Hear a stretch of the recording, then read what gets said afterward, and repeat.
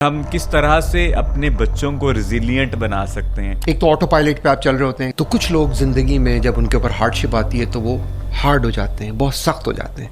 हमारे यहाँ तो बच्चे बहुत पैम्पर्ड होते हैं ना, ओवर पैम्पर्ड होते हैं। जब आप बाहर जाते हैं तो फिर तो आपको सब कुछ खुद करना पड़ता है। जब इंसान पे आफत पड़ती है और जब रिस्पॉन्सिबिलिटी आती है तो उस वक्त चीज़ों को सॉल्व करते हैं। पाकिस्तान वापस आने का फैसला किन वजूहात पे किया? फिटनेस इंडस्ट्री का ही इंतखाब क्यों किया आप? जो लोग फिटनेस इंडस्ट्री में जिम में आते हैं, लोग 3 से 4 महीने में उनकी जिंदगी बदल जाती है। हर इंसान को सुबह 7 बजे अपने काम पे पहुंचना है। अगर वो 7:01 पे पहुंचते हैं तो उनकी डिले काउंट हो जाती है। हमारे यहाँ 7 o'clock स्टार्ट ओवर का मतलब होता है 9 o'clock स्टार्ट ओवर। 30 इयर्स में आप सी सूट एग्जीक्यूटिव में आ गए थे, वो क्या माइंडसेट था? थैंक्स टू माई पेरेंट्स जिन्होंने वो चॉइसेस कराने में हेल्प भी करी। बाहर जिंदगी गुजारने में जितनी आपको मेहनत करनी पड़ेगी, जितनी कुर्बानी आपको देनी पड़ेंगी, if you are willing to do all of that in this country, 3 साल में उस आदमी को अपनी कंपनी का CEO बना दो। बिस्मिल्लाहिर्रहमानिर्रहीम।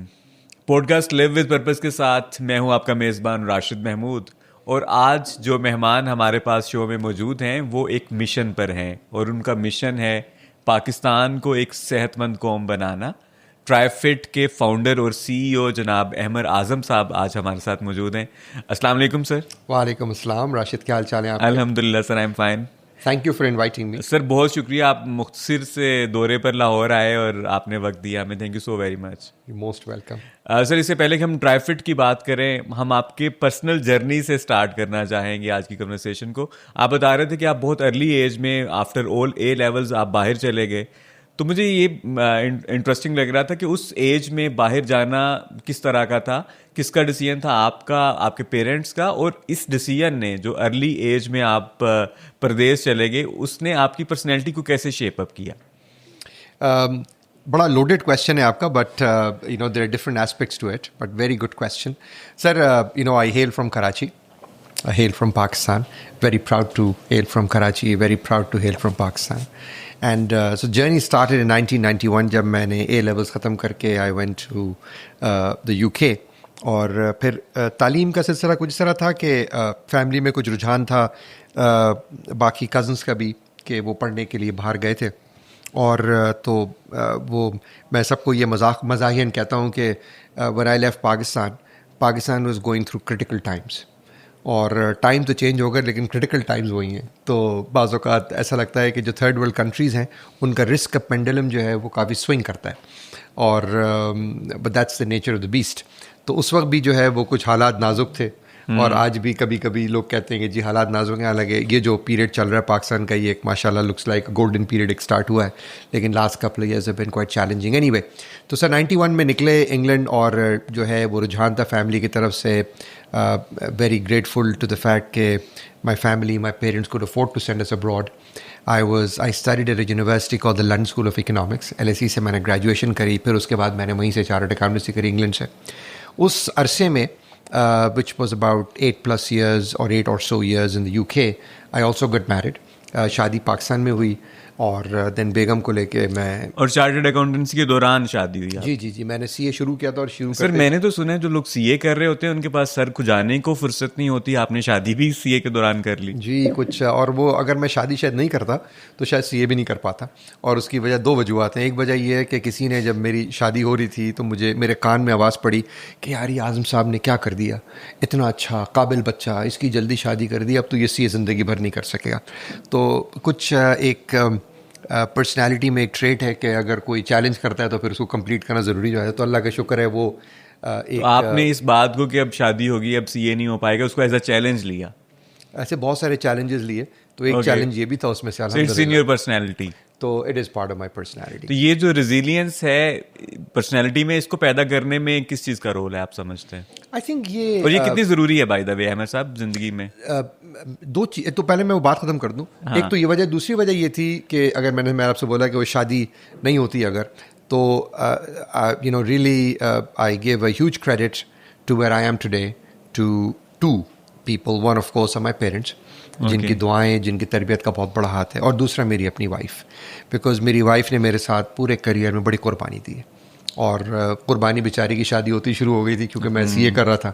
तो उस दौरान to manage me and to make sure कि everything is in order, because आसान तो इम्तहान नहीं है, इसमें तो कोई दो राय नहीं है, लेकिन अल्हम्दुलिल्लाह इम्तहान हमने पास भी कर लिया। To answer your question about resilience, देखिए रेजिलियंस मैं समझता हूँ कि कुछ चीज़ें तो आपकी तरबियत का हिस्सा होती हैं। अल्लाह ताला ने तो हर इंसान को बहुत ही काबिल पैदा किया और मैं समझता हूँ कि because God does not create junk, right, हमें अशरफुल मखलूक़ात पैदा किया अल्लाह ताला ने, लेकिन फिर कुछ तरबियत का बहुत बड़ा हिस्सा होता है। तरबियत सिर्फ वालिदैन की तरबियत नहीं होती है, आपके इन्वायरमेंट की तरबियत होती है, आप किस तरह के स्कूल आप गए हैं, किस तरह के आपके दोस्त हैं, किस तरह की अपॉर्चुनिटीज़ आई हैं। और फिर ऑफ कोर्स उस दौरान वो एग्ज़ाम्पल आपने सुनी होगी कि जो hot water, if hot water can be used as an example of a challenge और हार्डशिप, तो अगर आप अंडे को आप अगर उबले हुए पानी में डालें तो वो सख्त हो जाता है, हार्ड हो जाता है। तो कुछ लोग ज़िंदगी में जब उनके ऊपर हार्डशिप आती है तो वो हार्ड हो जाते हैं, बहुत सख्त हो जाते हैं। कुछ लोग ब्रेक जो कर है जाते वो हैं, आलू की तरह होते हैं, मेल्ट कर जाते हैं। अगर आप पोटैटो को गर्म पानी में डालें तो वो मुशी हो जाता है, लेकिन अगर आप कॉफ़ी को, जो हम पी रहे हैं इस वक्त, हाँ। आप कॉफ़ी को अगर आप गर्म पानी में उबले में डालें तो वो अरोमा छोड़ती है। तो मैं समझता हूँ कि हर इंसान फिर रिएक्ट डिफरेंट तरीके से, वो उसकी अपनी चॉइस। अच्छा, ये मैं आपकी ओपिनियन इस पे लेना चाहूँगा। ये जो हर शख्स सिचुएशन पर डिफरेंट तरीके से रिएक्ट करता है और डिफरेंट उसके कैरेक्टरिस्टिक उभर के आते हैं, ये क्या नेचर में होता है या उसकी तरबियत में होता है?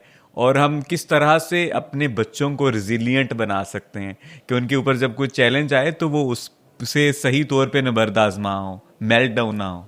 देखिए, तरबियत का तो बहुत बड़ा हिस्सा है जैसे मैंने आपसे अर्ज़ किया, लेकिन उसके बाद फिर इंसान एक वक्त आता है कि देन वो अपनी चॉइसेस, एक तो ऑटो पायलट पे आप चल रहे होते हैं। तरबियत जो है वो एक हद तक आपको आपकी प्रोग्रामिंग कर देती है, जिस तरह की आपकी तरबियत है, आपका एनवायरनमेंट आपकी प्रोग्रामिंग करती है। लेकिन चाहे पॉजिटिव प्रोग्रामिंग हुई हुई हो या नेगेटिव प्रोग्रामिंग हुई हो, डजेंट मैटर, एक वक्त आपको हेड स्टार्ट है। अगर आपकी तरबियत बहुत ज़बरदस्त हुई है, जैसे आपने बताया कि आपने अभी अपनी एग्जांपल जब मुझे आप बिफोर द प्रोग्राम दे रहे थे कि नेवी ने आपकी एक तरबियत करी, जिसमें एक हिस्सा आपको एक 2 रेडियो स्टेशन रन करने का मिला। तो जब आपने नेवी से रिटायरमेंट ली तो उसके बाद आपने कहा यार मैं इसको लेवरेज करता हूँ, ये मेरे पास एक स्किल सेट है, मेरी एक तरबियत हुई हुई है, तो मैं इसको एक अपॉर्चुनिटी में कन्वर्ट करूँ। तो आपको हेड स्टार्ट मिल गया, राइट। लेकिन कुछ लोगों को नहीं मिलेगा, तो वो सीख भी सकते हैं। मना तो नहीं है कि जी वही पॉडकास्ट कर सकता है, वही कामयाब पॉडकास्टर बन सकता है, मिस्टर राशिद बन सकता है जो नेवी से 2 रेडियो स्टेशन रन करके आएगा, ऐसा तो कहीं नहीं है, राइट। तो फिर इंसान की अपनी चॉइसेस। अब चॉइस कैसे होगी? उसके बाद रेजिलियंस डेवलप करनी है आपको, तो you have to surround yourself with people who are resilient. You have to surround yourself with books and read those books, जिसमें आपको वो सब्जेक्ट्स, वो सक्सेस स्टोरीज आप पढ़ेंगे, आप नेल्सन मंडेला की लाइफ स्टोरी पढ़ेंगे, आप तो लॉन्ग वॉक टू चलेगा फ्रीडम कि आपको एग्जैक्टली कि आपको रेजिलियंस होती क्या है, राइट। तो resilience in the face of in adversity, all types of adversity, and history is full of people of resilience. इस्लाम की एग्जाम्पल आप ले लीजिए कि अल्लाह ताला ने हिजरत मुसलमानों को कराई तकरीबन 13-14 साल की मुशक्क़त के बाद, बिकॉज वो प्रेपरेशन का वक्त था। उस वक्त वो कौम जो बिल्कुल रेजिलियंट नहीं थी, जिसके ऊपर तराम वो इतनी उन पे आफतें तोड़ी ताकि वो रेजिलियंट बन जाएंगे, फिर उनको कोई चीज़ का। सर, आपको इस एपिसोड ने रेजिलियंट बनाया जो आप एक यंग एज में चले गए मुल्क से बाहर, क्योंकि हमारे यहाँ तो बच्चे बहुत पैम्पर्ड होते हैं ना, ओवर पैम्पर्ड होते हैं। मतलब उनके यूनिफॉर्म भी और सारी चीज़ें मदर्स और पेरेंट्स कर रहे होते हैं। तो जब आप बाहर जाते हैं तो फिर तो आपको सब कुछ खुद करना पड़ता है। तो ये एक जो चेंज था, ये कैसा था? शॉकिंग था या एक्साइटिंग था? देखिए, इसकी अगर कोई वर्ड्स है उन बच्चों के लिए जो बाहर जाना चाहते हैं या अपने मामलात को सॉल्व खुद, मतलब एक अपने सेल्फ सफिशिएंट होना चाहते हैं, तो जब इंसान पे आफत पड़ती है और जब रिस्पॉन्सिबिलिटी आती है तो अल्लाह ताला ने हमें इस तरह बनाया है कि हम उस वक्त चीज़ों को सॉल्व करते हैं। तो यकीनन मेरे ऊपर भी उसका एक काफ़ी बड़ा इम्पैक्ट आया। मैंने तो कभी ज़िंदगी में उठ के पानी भी नहीं पिया था, जैसे अमूमन कराची के और पाकिस्तान के बच्चे होते हैं। आपके पास कोई ना कोई काम करने के लिए होता है जो आपको काम करके दे रहा होता है, लेकिन फिर आप जब पहुँचे तो वहाँ तो कोई नहीं है, तो आपको बाथरूम भी खुद ही धोना है, बारी लगती थी। बल्कि मेरा रूममेट, हम जब अकोमोडेशन में साथ थे तो वो आजकल बल्कि कुछ एक आध गवर्नमेंट पहले, 2 गवर्नमेंट पहले वो मिनिस्टर भी हुआ करते थे। तो हम और वो, हमने कहा भाई हम तो बाथरूम साफ़ नहीं करेंगे, हमें तो बड़ा बुरा लग रहा था। तो हमने हमारा जो एक और रूममेट गोरा था उसको हमने पैसे दिए कि यार तुम बाथरूम, हमारी टर्न जब आएगी रोटा में तो तुम बाथरूम हमारी तरह साफ़ करोगे। लेकिन जब वो बात थोड़ी खुली तो बाकी रूममेट सारे आ गए, उन्होंने कहा जी आप ये क्या कर रहे हैं, आपको भी करना पड़ेगा बाथरूम साफ़। तो बारियां तो लगेंगी तो करनी पड़ेंगी आपको। तो ये चीज़ें इंसान के अंदर मुख्तलिफ, ये डिसिप्लिन इंसान सीखता है, वर्क एथिक डेवलप करता है, जो चीज़ें बड़ी इंपॉर्टेंट है दुनिया में। आज इनकिसारी आती है, आजिज़ी आती है, इनकिसारी आती है, लोगों की इज्जत करना इंसान सीखता है। उसके लिए ज़रूरी भी नहीं है कि आप बाहर जाएं, यहाँ पर भी, लेकिन वो बाहर ज़रा थोड़ा सा आसानी से शायद हो जाता है। देखिए मिसाल के तौर पर लोग कहते हैं यार इस बच्चे को आर्मी भेजो, वहाँ जाके डिसिप्लिन सीख लेगा। तो क्या आर्मी में जाके डिसिप्लिन सीखेगा? क्या बगैर आर्मी के डिसिप्लिन नहीं सीख सकता? Of course it's a platform. आप आर्मी में जाएंगे तो डिसिप्लिन 99% आप सीख ही जाएंगे, राइट? लेकिन क्या इसका मतलब जो आर्मी में लोग नहीं वो डिसिप्लिन नहीं हो सकते यकीनन। तो इसी तरह से रेजिलियंस करने के लिए या आजिज़ी लाने के लिए आपको ज़रूरी तो नहीं कि आप इंग्लैंड, अमेरिका, यूरोप में जाके आप रहें, आप यहाँ भी वो डेवलप कर सकते हैं। As a matter of fact हम अपनी कंपनी में सिखाते हैं। थोड़ा सा टॉपिक डाइवर्ट हो रहा है, लेकिन ये बड़ा इंपॉर्टेंट है। डाइवर्ट हो रहा है, डाइवर्स भी हो रहा है। डाइवर्स भी हो रहा है और डाइवर्ट भी हो रहा है। मैंने I say that with from a position of strength in a very informed way, because मैंने 29 साल पाकिस्तान के बाहर गुजारे हैं। 29 महीने नहीं गुजारे, 29 हफ्ते नहीं गुजारे, और 3 मुल्कों में गुजारे हैं और सिग्निफिकेंट पीरियड गुजारा है। यूके में तकरीबन 8 साल प्लस, यूएस में 12 से 13 साल और तकरीबन 9 साल इन सऊदी अरेबिया। तो ये एक लंबा पीरियड होता है बाहर गुजारने में। तो मैं सबको ये बोलता हूँ कि बाहर ज़िंदगी गुजारने में जितनी आपको मेहनत करनी पड़ेगी, जितनी टफ़ चॉइसेस आपको करनी पड़ेंगी, जितनी कुर्बानियाँ आपको देनी पड़ेंगी to live a mediocre life, if you are willing to do all of that in this country, you at least मेरी कंपनी में तो मैं 3 साल में उस आदमी को अपनी कंपनी का CEO बना दूँ। I repeat कि अगर कोई इंसान वो चॉइसेस, वो कुर्बानियाँ, वो डिसिप्लिन, वो जो उसको वहाँ जाके गैर मुल्क में जाके सेकंड क्लास सिटीजन के तौर पे करनी पड़ेंगी, वो अगर अपने मुल्क में करे तो वो मैसिवली सक्सेसफुल हो सकता है। लेकिन सर मेरे ख्याल में वो सब आप कर ही नहीं पाते जब तक आप अपने कंफर्ट जोन से नहीं निकलते। जब आप मुल्क से बाहर जाते हैं तो आप अपने कंफर्ट जोन से निकलते हैं। तो इट्स अ माइंडसेट ना, माइंडसेट शिफ्ट हो जाता है। नहीं, पर Rashid, it's a mindset. Exactly, everything is choice, right? बिल्कुल सही कह रहे हैं। जैसे मिसाल के तौर पे राशिद, अगर आप मुझसे बोलें कि अमर साहब आपको सेविंग्स करनी है, बोलूँगा यार मैं कैसे सेविंग्स करूँ, मेरी तो तनख्वाह 25 तारीख को ख़त्म हो जाती है। तो आप बोलेंगे अमर साहब अगर मैं आपकी तनख्वाह 90% कर दूं, 10% काट दूं, तो क्या आप नौकरी छोड़ देंगे? 90% लोग नहीं छोड़ेंगे, कहेंगे नहीं यार मैनेज करेंगे भाई, मजबूरी है तो मैनेज करेंगे। कभी रिसेशन आ जाता है, कभी कोविड आ जाता है, बहुत से मामला आ जाते हैं, तो लोग अपने एक्सपेंसेस कट करते हैं ना। आखिर कैसे करते हैं? उधार तो नहीं लेते, कट करते हैं ना सर। तो अगर इंसान ये बिलीव कर ले, चॉइस कर ले कि यार मेरी तनख्वाह 90% हो गई है और मैं 10% सेविंग शुरू कर दूंगा, तो वो कर सकता है ना sir. Everything is about what your mind set is. तो अगर आपने माइंड सेट ये कर लिया कि यार मैं ये चॉइसेस करने को तैयार हूँ। हमारे रिश्तेदार हैं और वो यहाँ पर स्पॉइल्ड ज़िंदगी गुजार रहे थे जैसे अमूमन लोग गुजारते।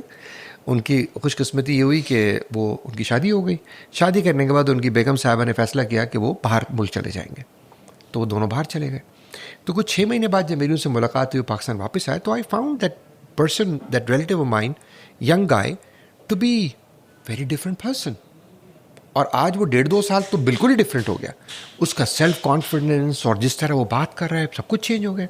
तो मैंने कहा भाई ये तो, जब उन्होंने मुझे अपनी कुर्बानियों की लिस्ट बताई कि वो किस तरह the price he paid for this transformation, कि वो किस तरह 3 बेडरूम के घर में रहते हैं जिसमें 1 बाथरूम है, जिसमें 3 कपल्स रहते हैं, और हर इंसान को सुबह 7 बजे अपने काम पे पहुंचना है, तो हर इंसान को बाथरूम भी जाना है, और बारी लगती है कि जी एक आदमी 3 बजे उठेगा रात को, तो दूसरा 4 बजे उठेगा, तो दूसरा तीसरा 5 बजे उठेगा, और वो बारियां लगाते हैं और वो कुर्बानियाँ देते हैं।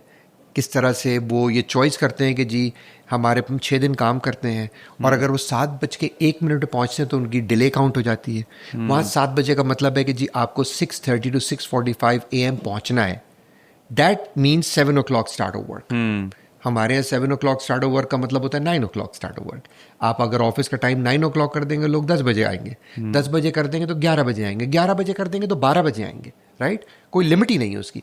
तो अगर वो चॉइस इंसान कर ले कि जी मैं वो जो प्राइस वहाँ दूंगा वो मैं यहाँ देने को तैयार हूँ, तो आप तो बादशाह. तो यहाँ पे तो सर कंपटीशन ही नहीं है उसका. competition यहाँ नहीं पे होगा. तो कहतु रिजाल का मामला है. आपको मिलते ही नहीं ऐसे लोग जो इस तरह का वैल्यू सिस्टम हो जिनका जो आप जिक्र कर रहे मगर हैं. जो करते हैं वो फिर अगर जो करते हैं वो फिर बहुत ज्यादा सक्सेसफुल हो जाते हैं. बिकॉज बिल्कुल, क्योंकि कंपटीशन नहीं है उनका यहाँ they are out of league here. वो यहाँ आउट ऑफ लीग है. वो यहाँ they are out of league here. उनका कंपटीशन ही कोई नहीं. तो अहमद साहब, आपने चार्टर्ड अकाउंटेंसी कर ली यूके से, उसके बाद क्या जर्नी रहा और फिर यूके से यूएस क्यों शिफ्ट हो गया? ये बड़ी इंटरेस्टिंग स्टोरी है. हमारे जो छोटे भाई हैं डॉक्टर ज़िया आज़म, डॉक्टर ज़िया जो हैं उन्होंने उस ज़माने में ये बात हो रही है आपसे मिड 90s की. ओके. मिड 90s में एक लॉटरी प्रोग्राम चलता है जिसके अंदर आप नाम, date of birth and address डाल के एक लिफाफे में डाल के आप लॉटरी में डाल देते थे. ओके. उन्होंने पूरे ख़ानदान का एक अखबारों में बड़े बड़े ऐड आते थे पाकिस्तान में. मैं तो इंग्लैंड में पढ़ता था उस ज़माने में, तो मेरे छोटे भाई थे वो उस वक्त इंग्लैंड गए नहीं थे. वो उस वक्त पाकिस्तान में थे, अपनी पढ़ाई ख़त्म कर रहे थे, BDS कर रहे थे. उसके बाद फिर वो भी इंग्लैंड गए थे पढ़ने. लेकिन जो अपना BDS कर रहे थे उस ज़माने में उन्होंने वो भर के मेरे नाम का सबका भेज दिया, मेरा एड्रेस. सर इसकी वजह कोई इमिग्रेंट्स की ज़रूरत थी उन्हें, इसलिए उन्होंने ये स्कीम इंट्रोड्यूस करवाई? हाँ, अमेरिका में तो अमेरिका में उनको ज़रूरत थी इमिग्रेंट्स की. यकीनन आपको पता है मुख्तलिफ, जैसे आजकल कनाडा, ऑस्ट्रेलिया, मुख्तलिफ मुल्कों में लोग जाते हैं, इमिग्रेशन करते हैं. तो उस ज़माने में एक लॉटरी प्रोग्राम चला करता था. अब वो ख़त्म हो गया, या अगर है तो पाकिस्तान शायद गालिबन उसमें नहीं है. एनीवे, लॉन्ग स्टोरी, उन्होंने मेरा नाम डाल दिया, मेरा नाम निकल आया. करोड़ों लोगों में एक नाम मेरा निकल आया. I was one of the lucky ones जिसकी वजह से वो नाम निकल आया. अब वो जब नाम निकल आया तो उस ज़माने में green card was like a big thing कि जी आपको तो ग्रीन कार्ड मिल गया बैठे बैठे. अब क्या करें? मैं इंग्लैंड में CA कर रहा था, तो I had a choice was कि जी मैं CA छोड़ के मैं अमेरिका चला. जब मुझे अमेरिका में ही रहना है, दिमाग में प्लान चेंज हो गया. पहले प्लान था कि जी CA करके 100% क्लैरिटी कि जी CA करके हमने पाकिस्तान वापस आना है. फिर जब ये ग्रीन कार्ड का ऑप्शन आ गया तो प्लान ये बना कि नहीं जी अब तो पासपोर्ट लें, अमेरिका जाएं, पासपोर्ट लें. एक क्रेज था समहाउ कि जी आपके पास एक फ्लेक्सिबिलिटी होनी चाहिए. जैसे मैंने बताया आपको कि उस ज़माने में मुल्क एक नाजुक हालात से गुजर रहा था. तो एक अजीब तरह की एक वेव थी. और लोग पाकिस्तानियों की बाहर इज्जत भी थी. तो अगर वो आप चाहते थे तो वो आपकी रिस्पेक्ट भी करते थे. अब अनफॉर्चुनेटली हमारे अपने अमाल की वजह से जो हमने कुछ अपने जो कारस्तानियाँ करी हैं, जिसकी वजह से अब immigration, visas, you know the story how difficult it has become. But regardless, तो that was a good choice. But then because of the same reason कि किसी ने मुझसे बोला था कि यार ये CA नहीं कर पाएगा, तो आई सेड कि नहीं जी CA तो करना पड़ेगा. सही. तो मैंने पहले CA ख़त्म किया, फिर उसके बाद हम अमेरिका इमिग्रेट कर गए. Okay. So I am actually very grateful to my brother who actually created that choice. और US में फिर 8 साल गुजारे आपने? नहीं, US में फिर हम एक्चुअली गुजारने तो हमें ऐसे ही कोई 5-7 साल थे ताकि पासपोर्ट ले और वापस आ जाए. लेकिन वो पीरियड जो है वो 99 से लेके 2011 तक तकरीबन कोई 12-13 साल का पीरियड था हमारा. तो 9/11 के बाद फिर आपने छोड़ा? 9/11 तो 2001 में हो गई थी, उसके भी 10 साल के बाद. अच्छा, उसके भी 10 साल. और US में क्या प्रोफेशनल जर्नी रहा आपका? सर US में I continued in public accounting. I was with Deloitte in New York in financial services. I left Deloitte in 2002 when I was coming up to be a senior manager. मैं banking practice पे था तो और but फिर I decided to move into industry. I was quite fortunate because मुझे कोई early 30s में C-suite में मुझे एंट्री मिल गई थी. I had some big jobs अल्हम्दुलिल्लाह. पहली job was for a public listed company. I was there corporate controller. फिर उसके बाद एक और पब्लिक लिस्टेड कंपनी में मैं हेड ऑफ ऑडिट था. फिर उसके बाद एक इंटरनेशनल बैंक का मैं जनरल मैनेजर था, कंट्री हेड था for a couple of years. उसके बाद then I decided to go back into consulting. I was a partner at the time for the largest banking compliance and CFO advisory firm. और फिर उस company में मैंने एक entrepreneurial journey भी किया उसी कंपनी के साथ, which was very very sort of उसने मेरे अंदर बड़ी एक नया एक्सपीरियंस डेवलप किया. वो क्या जर्नी था सर, अगर आप थोड़ा सा एलेबोरेट करें? जो मैं बैंक का जब CEO बना था कंट्री में, उससे पहले I used to be the head of audit as I mention for a very large public listed company, $multi-billion company. तो वहाँ पर मैंने एक एक्सपेरिमेंट किया था कि मैंने आउटसोर्सिंग, ऑफशोर आउटसोर्सिंग का मैंने एक प्रोजेक्ट स्टार्ट किया किसी कंसल्टिंग फर्म के साथ। Okay. And that became a big success. तो जब मैं वहाँ पर वो काम कर रहा था तो मेरे दिमाग में आया कि यार at some point in time I will do that in Pakistan. वो दिमाग में था कि जी although you can get a Pakistani out of Pakistan, but many times you can get Pakistan out of a Pakistani living abroad. तो जहन में था कि यार ये एक अपॉर्चुनिटी है और पाकिस्तान में आके पाकिस्तान में एक सेटअप क्रिएट करेंगे। तो मैंने वो एक्सपीरियंस हासिल किया था वहाँ पर कि जी हम ऑफ शोरिंग ऑडिट कैसे कर सकते हैं। तो बट एक बीच में एपिसोड आ गया कि मुझे एक अपॉर्चुनिटी मिल गई to be CEO of a bank for a couple years. I did that, but a year later I realize I wanted to go back and pursue my dream, which was to run an entrepreneurial setup. So I joined this, as I said, this boutique risk advisory, banking risk advisory, compliance and CFO advisory firm. तो वहाँ पर मैंने फिर एक नया business plan लिखा और firm ने फिर उसमें काफ़ी massively invest भी किया। मैं उस डिवीज़न का प्रेसिडेंट भी था। तो हमने फिर ऑफशोर ऑडिटिंग, ऑफशोर कंप्लायंस से काम शुरू किया। And that was also a very, very good experience. But during this time, my father passed away. Or that again... Which year it was? My वाले साहब को मेरा इंतकाल हुआ है 2007 December. वो हज कर रहे थे मेरी वालदा के साथ और it was unexpected. He was a very fit man.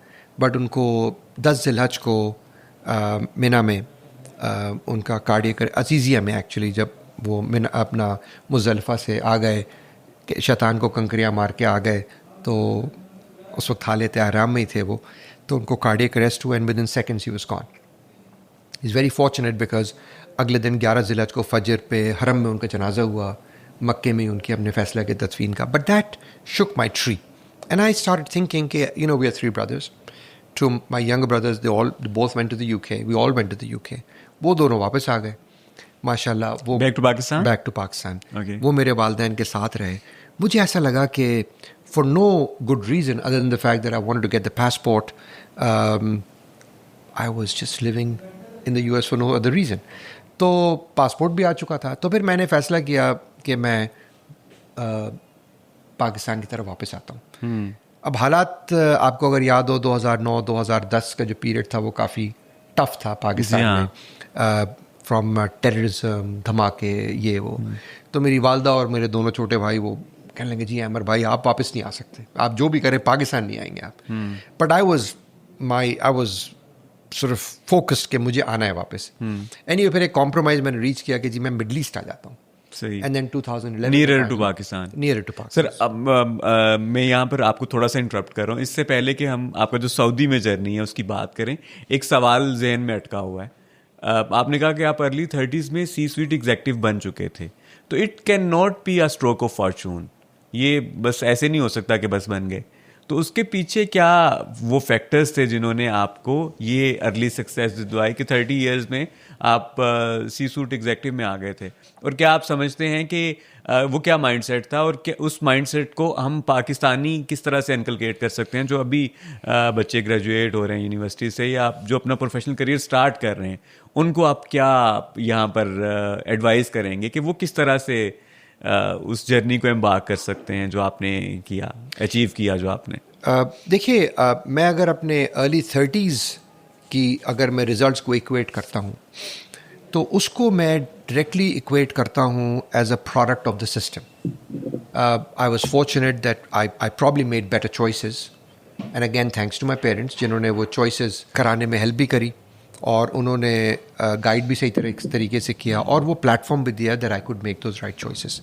उन चॉइसेस की वजह से I guess I ended up being in a good university. मैंने बताया प्रोडक्ट ऑफ द सिस्टम। जब आप अच्छी यूनिवर्सिटी में जाते हैं तो फिर आप अच्छी जगह से मैंने CA भी कर लिया। जब मैंने आर्टिकलशिप CA कर लिया तो फिर आपको एक अच्छी जॉब भी मिल गई। तो और फिर आप डिलॉयट उस ज़माने में was world's number 1 accounting firm. उस अकाउंटिंग फर्म के अंदर भी इत्तेफाक से I was in the banking sector which was the prime. जो फर्म के जो टॉप नॉच जो एम्प्लॉयज़ होते थे वो बैंकिंग सेक्टर में होते थे। तो मैं फाइनेंशियल सर्विस सेक्टर में था. तो I don't think that there was a magical answer to it other than the fact that I was product of the system. Okay. I don't think that I'm talking about the differences के बाद आने शुरू हुए हैं for sure, because फिर मुझे और कुछ कॉन्शियस चॉइसेस लेनी पड़ी जिसके बारे में हम कुछ इशारा कर भी चुके हैं और बाद में ही बात करते रहेंगे. लेकिन अगर आप एक अच्छे सिस्टम का हिस्सा हैं, so there is a good chance that you'll become successful. I'll give you an interesting analogy.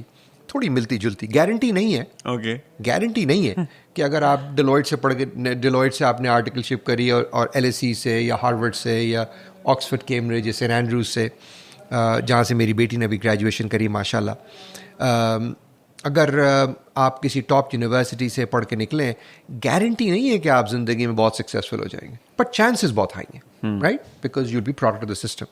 तो मुझे किसी ने बड़ी इंटरेस्टिंग एनालॉजी दी, और ये मैं यूथ को भी और अपने साथ के लोगों को भी ख़ास तौर से जिनके वालिदैन हयात हैं, तो मैं उनको ये मैसेज देना चाहता हूँ. मुझे ये 3 मुख्तलिफ लोगों ने जो माशाल्लाह ज़िंदगी में बहुत सक्सेसफुल हैं, किसी न किसी वक्त वो मेरी ज़िंदगी में एक मेंटोर का रोल भी अदा कर चुके हैं. तो उन्होंने मुझे, तीनों ने एक ही बात, मुख्तलिफ लोगों ने बात बताई मुख्तलिफ औकात में. उन्होंने कहा जी दुनिया में तरक्की करने के कई फॉर्मूलाज हो सकते हैं. तरक्की से अगर आप बोले financial wealth is one metric, right. अगर उस फाइनेंशियल प्रॉस्पेरिटी की बात करें, मैं उस मेट्रिक की अगर बात करूं, तो उन्होंने कहा जी अगर आप किसी अमीर घर में पैदा हुए हैं तो there is a high chance कि आप भी अमीर होंगे. गारंटी नहीं है, हो सकता है आप सब डुबो दें, लेकिन हाई चांस. सिमिलरली अगर आप एक अच्छे यूनिवर्सिटी, कॉलेज, फिर अच्छी नौकरी के बाद कुछ और तरक्की आपने करी है, तो हाई चांस कि आप दुनिया में फाइनेंशियली प्रॉस्परस होंगे, बट गारंटी नहीं है. लेकिन एक बात की गारंटी है फाइनेंशियल प्रॉस्पेरिटी की, कि अगर आपने अपनी माँ की खिदमत करी अनकंडीशनल, तो ये गारंटी है उस इंसान के लिए कि वो दुनिया में फाइनेंशियली प्रॉस्परस होगा. अगर वो अपनी माँ की अनकंडीशनल खिदमत करेगा तो वो दुनिया में कामयाब होगा. मेरे पास कई 100 एग्जाम्पल्स हैं जो मैं पर्सनली लोगों को जानता हूँ, और अगर मैंने भी जो थोड़ी ज़्यादा, बहुत ज़्यादा अल्हम्दुलिल्लाह अगर कोई फाइनेंशियल प्रॉस्पेरिटी हासिल करी है, I give that credit to the fact कि मैंने अपनी माँ की खिदमत करी, और मैं उस पर बहुत फ़ख्र महसूस करता हूँ. अल्लाह ताला सबको ये सादत दें. आमीन. आप अहमद साहब पाकिस्तान से करीब तर होने के मकसद के साथ US से सऊदीया आ गए, तो ये ट्रांजिशन कितना स्मूथ था या मुश्किल था, आसान था, कैसा था? अब यहाँ पर रेजिलियंस का जर्नी शुरू होता है, राइट. ओके. कि अभी तक तो आप जो हैं वो काफ़ी चॉइसेस कर रहे हैं, लेकिन अब जब आप C-suite में एंटर होते हैं तो वहाँ पर आपकी एक डिफरेंट ट्रेनिंग शुरू होती है. वहाँ पर आपकी रिस्क एपेटाइट, अगर आपने सक्सेसफुल होना है और उस पोजीशन पे, तुक्का तो किसी का भी लग सकता है, जैसे आपने बोला कि हो सकता है तुक्का लगाओ, हो सकता है तुक्का भी लगाओ, आई डोंट नो. लेकिन अगर आपने वन नाइट वंडर नहीं होना, और आपने अगर उस सक्सेस को मेंटेन करना है और वहाँ से आगे जाना है, तो फिर आपके अंदर कुछ वर्क एथिक्स के एलिमेंट्स होने चाहिए, जिसमें से क्लियरली अगर कैरेक्टर बिल्डिंग की बात करें तो रेजिलियंस भी होनी चाहिए, और आपका रिस्क एपेटाइट बढ़ता है. उससे आप अपने गट को ट्रेन करते हैं to make the right choices, but the way you make right choices is by making law और wrong choices and learning from it, right. तो आप सीखते हैं, इम्प्रूव करते हैं, फिर आप डिसीजंस लेने में बहुत बोल्ड हो जाते हैं. जिस तरह मैं बहुत बोल्ड था to leave a very very high paying job and take a 40% pay cut to come to Saudi Arabia, because मेरी सैलरी अल्हम्दुलिल्लाह उस वक्त अमेरिका में काफ़ी हाई हो चुकी थी. तो मुझे मेरी सैलरी के ऊपर जॉब नहीं मिल रही थी. मैं कोई 1-1.5 साल ट्राई करता रहा. मैं अपनी कंपनी में जॉब, मिडल ईस्ट में मैं अपनी कंपनी में पार्टनर था, जॉब कर रहा था, सब कुछ अल्हम्दुलिल्लाह इज़्ज़त थी. लेकिन मैं, वो कहते हैं मून लाइटिंग, रात भर मैं अप्लाई करूं, 4-4 बजे उठ के इंटरव्यूज़ दूं, ऑनलाइन इंटरव्यूज़, जूम पर उस ज़माने में इंटरव्यूज़ हुआ करते थे, स्काइप पर इंटरव्यूज़ होते थे, उस ज़माने में स्काइप होता था, बट मुझे रिजल्ट्स नहीं मिलते थे बिकॉज मेरी सैलरी बहुत हाई थी. So I had to take a pay cut to come to Saudi, but I was confident that I had confidence in myself कि मैं अगर पे कट लेके आया हूँ तो मुझे उसका रिज़ल्ट मिलेगा, क्योंकि मैंने एक हिजरत करी है और अल्लाह ताला हिजरत करने में बरकत डालते हैं। तो जब मैंने वो हिजरत करी, बिकॉज़ मुझे अपनी माँ के करीब होना था और मुझे अपने बच्चों को इस्लामिक एनवायरनमेंट देना था, जो मैं उस हद तक मुझे लगता था कि हम यूएस में नहीं दे पा रहे, तो उसकी वजह से अल्लाह ने बरकत दी। आई गॉट 3 पे raises in the same year, lot of career progression. तो जो मेरा गैप था वो पूरा हो गया, राइट? और फिर उसके बाद then next step and next step and next step and. और सऊदीया में आपका जो जर्नी है प्रोफेशनल वो कैसा रहा? और सर आपने एक बात की एंटरप्रेन्योरियल माइंडसेट की। एक तो एंटरप्रेन्योरियल माइंडसेट ये है कि आप उस जर्नी को एम्बार्क करें और एंटरप्रेन्योर बन जाएं, लेकिन अगर आप जॉब में हैं तो उस एंटरप्रेन्योरियल माइंडसेट को कैसे किसी जॉब में रहते हुए एक्सरसाइज कर सकते हैं? ये तो एक माइंडसेट है ना, इसको माएँ जो कि हाउस मेकर्स हैं वो एंटरप्रेन्योरियल माइंडसेट को किस तरह से एक्सरसाइज कर सकती हैं, किस तरह से वो कुछ लिमिटेड रिसोर्सेज में रहते हुए अचीव कर सकते हैं, इस माइंडसेट को इनकलकेट करते हुए, इस पे अमल करते हुए? देखिए, एंटरप्रेन्योरियल माइंडसेट जिसको इस्लाम ने भी बहुत इनकरेज किया है, उसकी एक मिसाल तिजारत भी है। तिजारत आप अपने लिए करें या तिजारत किसी और के लिए करें, लेकिन असल में जो मैसेज है वह है एंटरप्रेन्योरियल माइंडसेट का। एंटरप्रेन्योरियल माइंडसेट के भी कई एलिमेंट्स हैं, बिकॉज माइंडसेट है ना, तो उस माइंडसेट का एक एलिमेंट है सेंस ऑफ ओनरशिप, राइट? अब ये ज़रूरी है राशिद साहब कि अब मैं आपके यहाँ पे एक पॉडकास्ट खूबसूरत स्टूडियो में बैठा हूँ, क्या ये ज़रूरी है कि राशिद साहब मैसिव सेंस ऑफ ओनरशिप में जब ही काम करेंगे जब अपने कई मिलियंस रुपीस खर्च करके कैमरे भी अपने और ये माइक भी अपना और स्टाफ भी रखा हुआ है, माशाल्लाह मैंने देखा आपने एक अच्छी टीम रखी हुई है यहाँ पे, तभी उनके अंदर सेंस ऑफ ओनरशिप आएगी? या क्या ये भी हो सकता है कि राशिद साहब ये फैसला करें कि यार मेरे पास स्किल सेट तो है, मगर मैं किसी और के इन्वायरमेंट में जाके, यानी कि किसी और के सेटअप में जाके वो एंटरप्रेन्योरियल माइंडसेट, वो सेंस ऑफ ओनरशिप डेमोन्स्ट्रेट करूं जो मुझे अपने 25, 30, 40, 50 लाख रुपए खर्च करने से पहले मैं कर लूं, अपने पैसे बचा लूं, लेकिन मैं एंटरप्रेन्योरियल माइंडसेट और वही बड़ी तवज्जो की बात है, ये बड़ी इंपॉर्टेंट बात है कि मैं वही सेंस ऑफ ओनरशिप डेमोन्स्ट्रेट करूं। तो क्या राशिद साहब के पास वो फेथ है कि he will also then get paid like an entrepreneur? So I would like to report this to your audience कि आज जो गूगल के सीईओ हैं और एप्पल के सीईओ हैं और माइक्रोसॉफ्ट के सीईओ हैं, वो उनके फाउंडर्स नहीं हैं, और उन एक एक सीईओ की तनख्वाह 250, 300, 400 मिलियन डॉलर तक है सालाना, राइट? वो उसके फाउंडर नहीं है। एवरीबडी नोस कि एप्पल का founder was not Tim Cook, Steve Jobs, right? Microsoft का जो फाउंडर है वो बिल गेट्स है, लेकिन जो उसके सीईओज हैं वो फाउंडर्स नहीं है, मगर बिकॉज उनके अंदर वो सेंस ऑफ ओनरशिप है, सेंस ऑफ ओनरशिप, वो एंटरप्रेन्योरियल माइंडसेट है कि वो 200, 250, 300 मिलियन डॉलर हर साल ले लेते हैं। और कौन सा एंटरप्रेन्योर इतना कमा रहा होगा? बहुत कम होंगे। नहीं, बट देखिए 250 और 25 मिलियन में सिर्फ एक जीरो का फर्क है। लाइफस्टाइल नहीं चेंज होता, लाइफस्टाइल चेंज नहीं होता, बिकॉज आप क्या करेंगे? पैसे खाता तो कोई भी नहीं है, राइट? आप अच्छी गाड़ी खरीद लेंगे, गाड़ी भी अच्छी एक ही किस्म की हो सकती है ना, उसके बाद आप क्या करेंगे?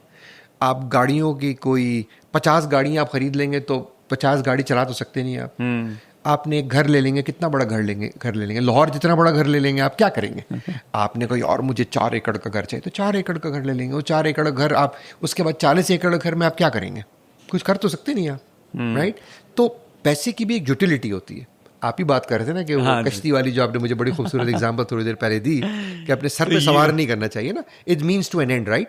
There is nothing wrong, Islam talks about financial prosperity, right? Islam talks about responsible capitalism, right?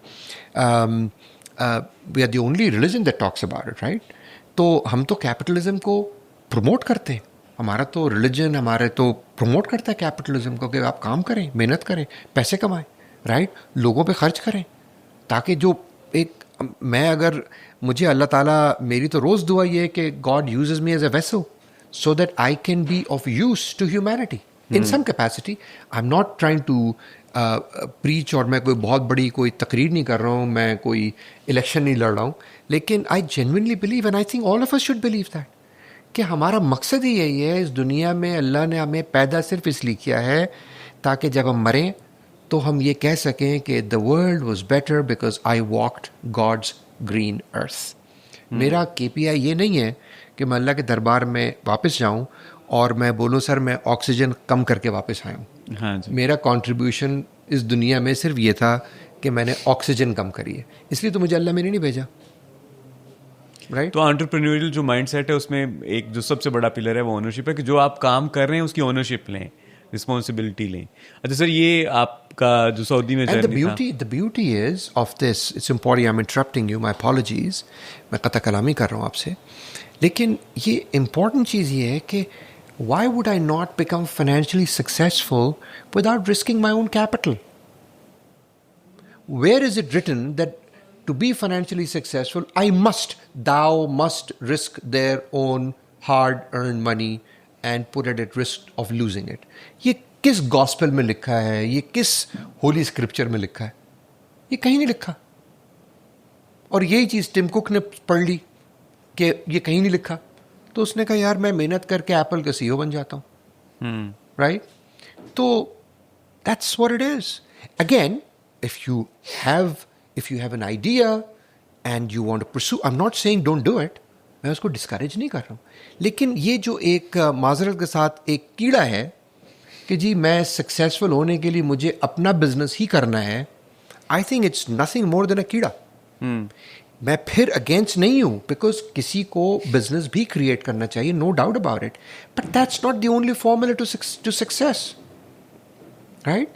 मैंने अपनी ज़िंदगी का कोई 25 साल का करियर अल्हम्दुलिल्लाह in which I made significant amount of money. I know a lot of people, मेरे बहुत से अच्छे दोस्त जो मुझसे कई गुना ज़्यादा सक्सेसफुल हैं, बहुत अच्छी ज़िंदगी गुजार रहे हैं, फाइनेंशियली प्रॉस्परस हैं, they feel highly professionally accomplished, but on somebody else is dying, but they have tremendous sense of ownership.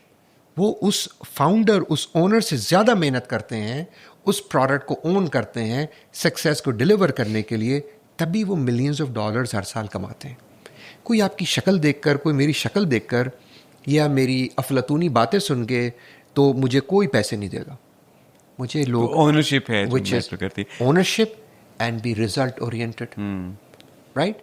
मिसाल के तौर पे अली का एक इस तरह का कॉल भी है ना अहमद साहब के, कोई इंसान उतना ही कीमती है जितना उसका एहसास जिम्मेदारी से आता है। तो ये जो सारे बड़े बड़े CEOs हैं, बेसिकली वो उस एहसास जिम्मेदारी ही का मजहर है ना, उसी का वो इस्तेमाल कर रहे हैं। एहसास जिम्मेदारी और responsibility of producing results, right.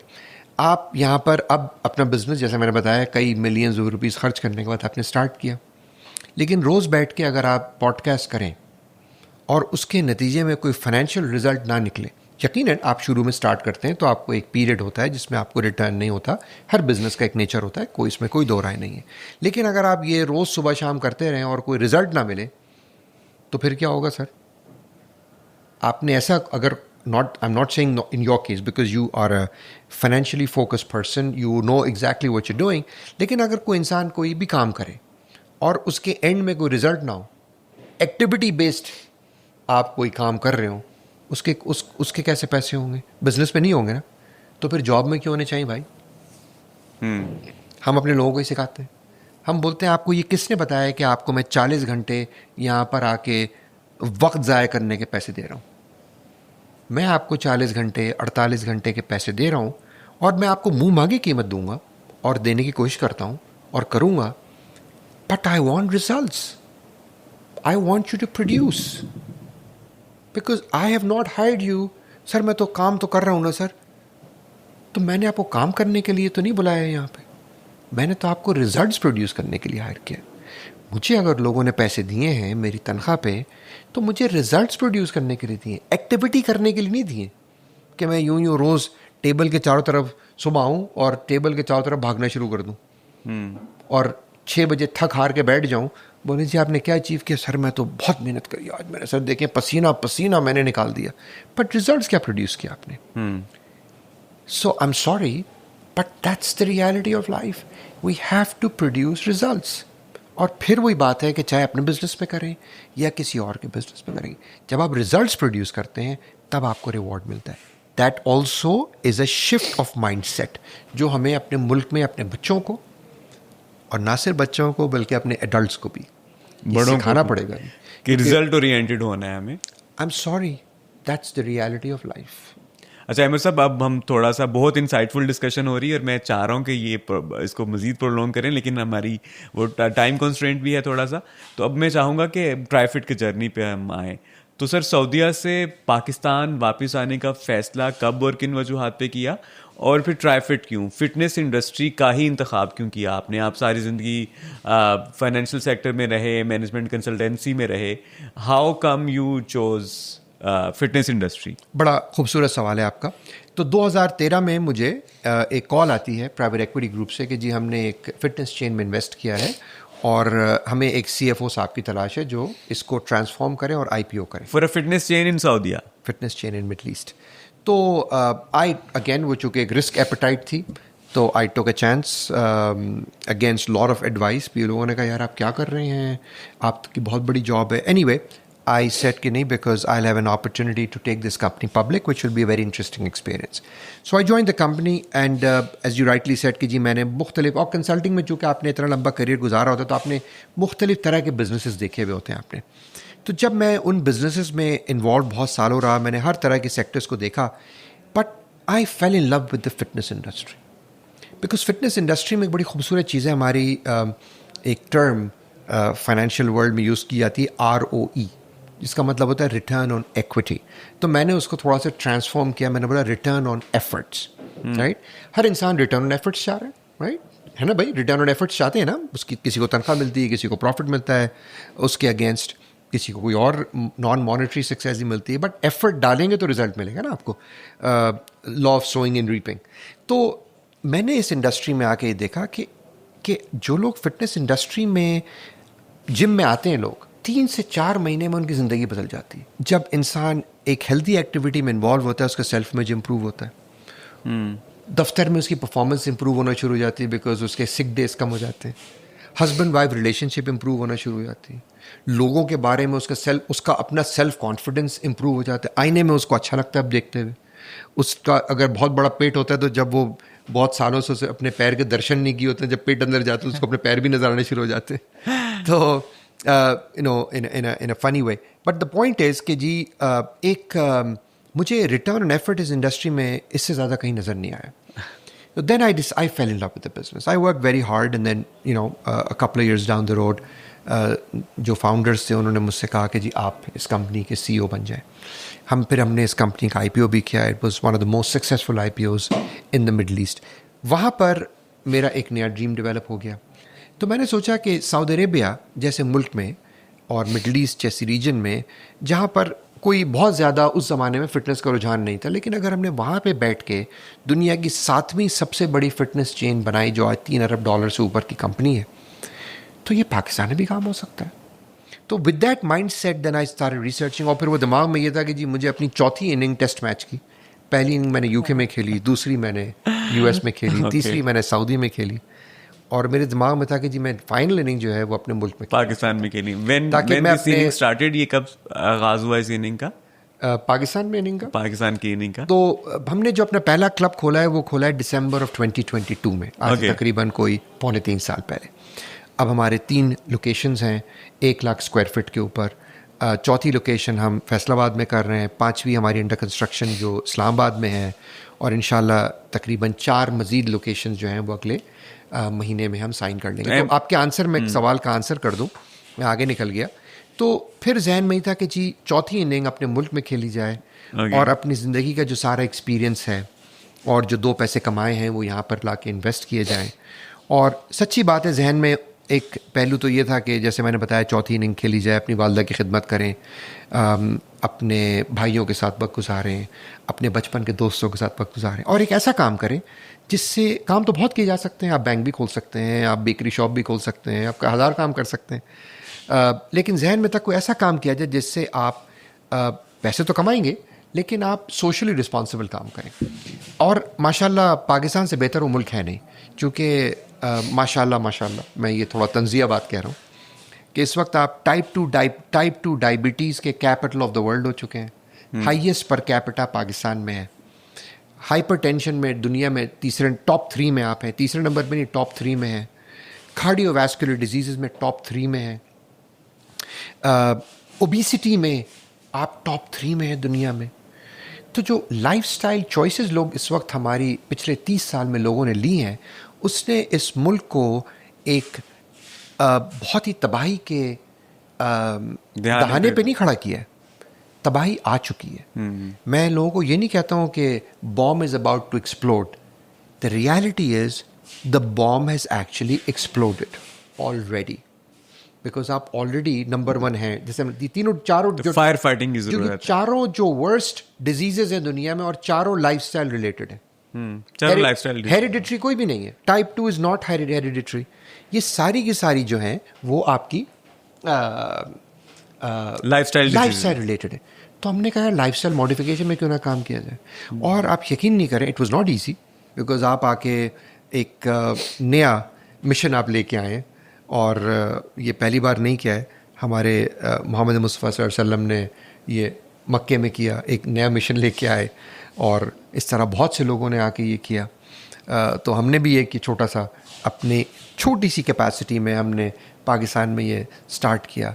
तो चैलेंजेस तो बेइंतहा है, लेकिन जो रिस्पॉन्स आया है मार्केट से, it's unbelievable, because we also price the product right. हमारे आने से पहले फिटनेस की ऑल्टो, मैं फिर रिपीट करूँगा, फिटनेस की ऑल्टो ऑडी की प्राइस में बिक रही थी, बिकॉज डिमांड और सप्लाई का इतना बड़ा गैप था।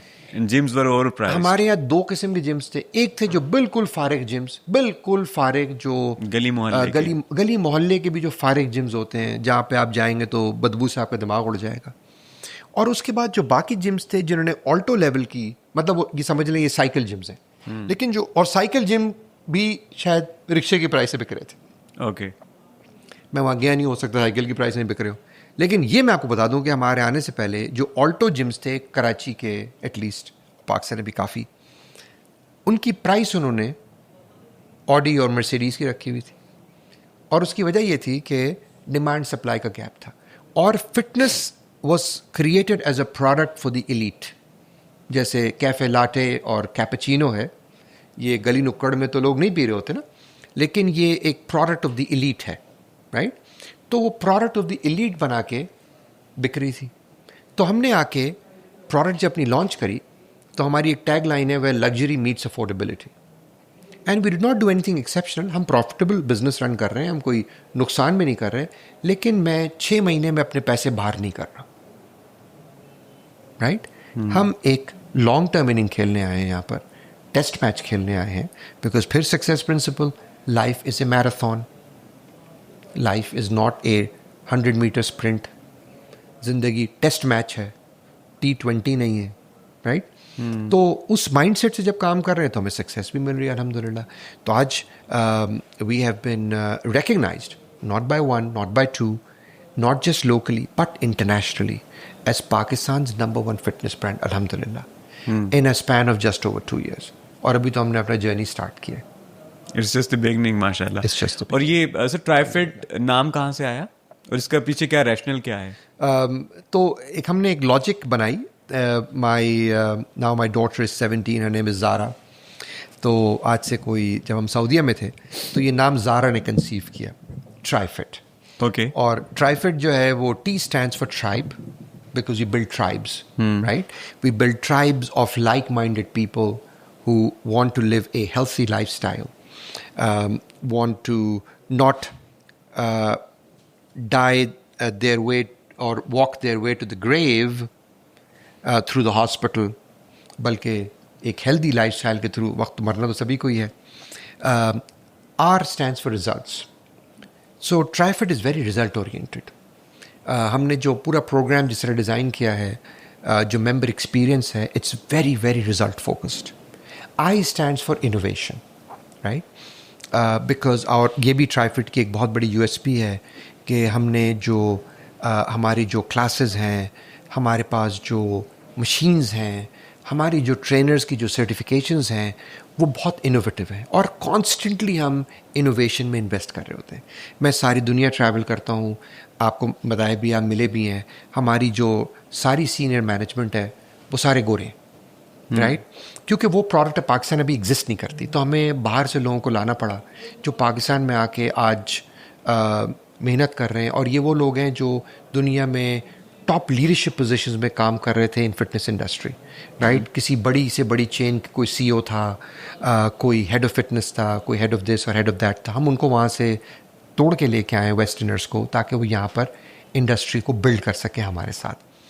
So I stands for innovation and FIT stands for fitness. So that is the brand story of TriFit. Tribe, results, innovation and fitness. Sir ये जब ट्राइफिट स्टार्ट किया आपने तो क्या चैलेंजेस थे, या कितना स्मूथ था ये जर्नी यहाँ पर शुरू करने का? देखिए, पाकिस्तान में मैं चूँकि खुद चार्टर्ड अकाउंटेंट हूँ, तो आने से पहले मैंने बहुत एक मैसिव रिस्क असेसमेंट की थी, जो करनी भी चाहिए आपको बिजनेस करने से पहले. एक जगह में मार खा गया, और वही हमारा चैलेंज रहा पाकिस्तान में. पाकिस्तान में देखिए, जो बिज़नेस करते हैं, आपको सऊदीया में करें, दुबई में करें, यूएस में करें, यूके में करें, पाकिस्तान में करें, रिस्क हर जगह होते हैं, चैलेंजेस हर जगह होते हैं, तभी तो अपॉर्चुनिटी होती है. Every challenge is a door to an opportunity, and an opportunity converted means that you become financially successful. मगर जो एक जगह मार खा गया मैं, जो मैं आपसे बात भी कर रहा था पहले, थोड़ी देर पहले, कि जी the quality of human capital. हमारा ह्यूमन कैपिटल अनफॉर्चुनेटली हमारे मुल्क का आज ग्लोबली रेलिवेंट हो चुका है. मैं उस 1% लोगों की बात नहीं कर रहा जो जिनको आप ढक्कन में कुएं के अंदर बंद भी करके रखेंगे और आप जब खोलेंगे तो वो तरक्की कर जाएंगे, बिकॉज वो गॉड गिफ्टेड लोग हैं. बट हमारा जो सिस्टम है इस वक्त, हमारा चाहे वो टॉप एजुकेशन में यूनिवर्सिटीज़ और स्कूल्स की बात भी कर रहा हूँ मैं, system today is unable to produce globally relevant people. It's just not capable. 1% लोग यकीनन जाएंगे. आप उनको किसी भी इंटीरियर सिंध के किसी भी स्कूल में जहाँ पर गधे बंधे हुए हों, वहाँ पर भी उन्होंने पढ़ाई करी होगी, तो 1% लोग वहाँ से भी निकल के हार्वर्ड पहुँच जाएंगे. अच्छा, वो चाहे पंजाब में हो, वो चाहे फ्रंटियर में हो, KPK में हो, या बलूचिस्तान में हो. वो 1% लोग जो हैं वो आपके या सिस्टम के मोहताज नहीं होते. लेकिन दुनिया में तरक्की 1% पर नहीं होती, आपको सिस्टम्स बिल्ड करने पड़ते हैं. हमारे यहाँ जो एजुकेशन का सिस्टम है, तरबियत का सिस्टम है, उसमें इतने गैप्स आ गए हैं that we have become globally irrelevant. और मैं एक अक्सर मज़ाहिन कहता हूँ, बट इसमें बड़ा गहरा तंज भी है और एक हार्श रियलिटी भी है. तो मैं ये बोलता हूँ कि जी वो डार्विन की थ्योरी है ना कि मैन केम फ्रॉम मंकीज़. तो मतलब जी हम we have not come from the monkeys, right? हम तो ये बिलीव नहीं करते कि we have not come from monkeys, but the way we are living in Pakistan, मुझे डर लगता है कि कहीं 2-3 जनरेशन बाद हमारी दुम न निकल आए. We may be going back to the monkeys, right? तो ये एक ख़तरा है इस वक्त, बिकॉज़ जब आप लोगों के से गुफ्तगू करते हैं और उनकी कम्युनिकेशन स्किल्स, उनकी प्रॉब्लम सॉल्विंग स्किल्स, उनकी ability to analyse a problem, our ability to manage time और planning skills, and our ability to use common sense towards general things in life has depleted to an unprecedented low level. Generally speaking, I'm talking 99% of the cases. It's actually a huge problem. और वहाँ पर इस वक्त बहुत काम करने की ज़रूरत है.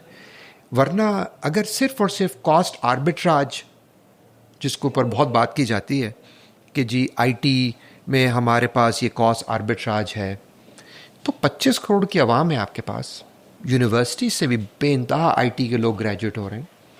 हमारे यहाँ बड़े बड़े इंस्टीट्यूशंस हैं. सैलानी जो है वो कई हज़ार, पता नहीं टेंस ऑफ थाउजेंड्स बच्चों को आईटी में सर्टिफिकेशंस करा रहे हैं.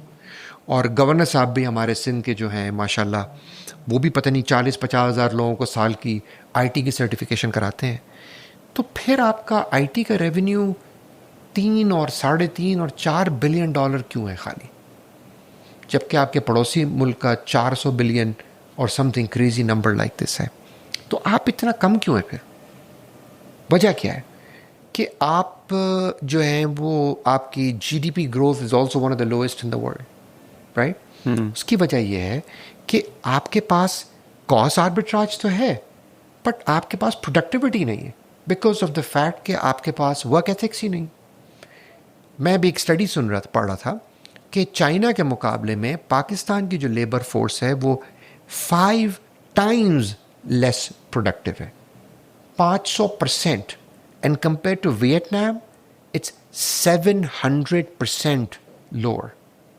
तो जब इतनी ज़्यादा आपके पास गैप होगा प्रोडक्टिविटी में, and labour does not mean just manual labour, labour means at every level, फिर 1% की बात नहीं कर रहा हूँ, तो आप कैसे compete करेंगे? कॉस्ट आर्बिट्राज तो आपको 30, 35, 40% का डिफरेंस दे देगा, डेल्टा दे देगा। आगे कैसे compete करेंगे आप? क्योंकि अगर, और जिस दिन हमने इस गैप को, good news is it will take 10 years from any point that you start, it will take 10 years to bridge this gap, to fill this gap. 10 साल में, चूंकि बाकी सब आपके पास सारे इंग्रेडिएंट्स हैं, अवाम भी है, यूथ भी है, लो कॉस्ट स्ट्रक्चर भी है, वो सारे इंग्रेडिएंट्स हैं। जिस दिन हमने ये फैसला कर लिया कि हम अपने बच्चों को सिर्फ और सिर्फ सर्टिफिकेशंस नहीं देंगे, बल्कि उनको वर्क एथिक्स भी डेवलप करके देंगे, जो मैंने 3-4 चीज़ें गिनवाई, मैंने 7 एलिमेंट्स के ऊपर एक पूरी टॉक भी बनाई हुई है। हम वो 7 चीज़ें जो एलिमेंट्स ऑफ वर्क एथिक्स हैं, अगर वो हमने उनके अंदर इनकलकेट कर दी, चाहे वो एडल्ट्स हैं या यंग बच्चे हैं, तो आप 10 साल के अंदर एशियन टाइगर के भी बाप बन जाएंगे। बट जब तक आप वो पहला स्टेप नहीं लेंगे, ऑटोमेटिक कुछ नहीं होने वाला, कुछ भी नहीं होने वाला। अच्छा अहमद साहब, अब ह्यूमन डेवलपमेंट इंडेक्स की बात कर रहे हैं, ह्यूमन कैपिटल की बात कर रहे हैं, तो सर अब तो आपने इंस्टीट्यूशंस की बात की या सिस्टम की बात की, अब एआई के बाद, मशीन लर्निंग के बाद पर्सनलाइज्ड लर्निंग पे चली गई हैं चीज़ें, मॉड्यूलर लर्निंग पे चली गई हैं। तो आप क्या समझते हैं कि जो ह्यूमन डेवलपमेंट इंडेक्स है उसको इंडिविजुअल्स जो अभी सुन रहे हैं, ये जो करना चाहते हैं अपने आप को इम्प्रूव, वो किस तरह से बेहतर बना सकते हैं? देखिए, ये आपने एक बड़ी ज़बरदस्त बात करी है, और देखें ना, वो with every adversity in life comes a seed of equal and greater reward. पहले मैंने ये बाइबल में पढ़ा, फिर मैंने कुरान में ढूंढना शुरू करा, फ़इन्न मअल उसरि युसरा, जिसका मतलब है कि मेरे नहीं ख्याल, मेरी नज़र में तो नहीं गुजरा कि कुरान में अल्लाह ताला ने एक पॉइंट और फिर उसको रिपीट किया फ़ौरन, इन केस के पढ़ने वाला जो इंसान है वो मिस ना कर जाए। स्ट्रेस इतना उन्होंने कहा कि हर तकलीफ के साथ या हर बुराई के साथ छाई जुड़ी हुई है, इंडीड, यकीनन हर बुराई के साथ छाई जुड़ी हुई है। ये रिपीट किया, कहीं मिस ना कर जाए आप जल्दी जल्दी में कुरान पढ़ने में। तो ये बड़ा इंपॉर्टेंट पॉइंट है कि हर बुराई के साथ छाई जुड़ी हुई है। तो एडवर्सिटी आ गई, अब एडवर्सिटी है इस वक्त हमारी सर्कमस्टांसेस, तो साथ में अल्लाह ताला ने, मैं समझता हूँ कि आर्टिफिशियल इंटेलिजेंस दे दिया कि it has now created level playing field for a lot of people. So in our company we tell everybody that in the next 1 year, and we're working very hard on it. Every manager in our company, every single week,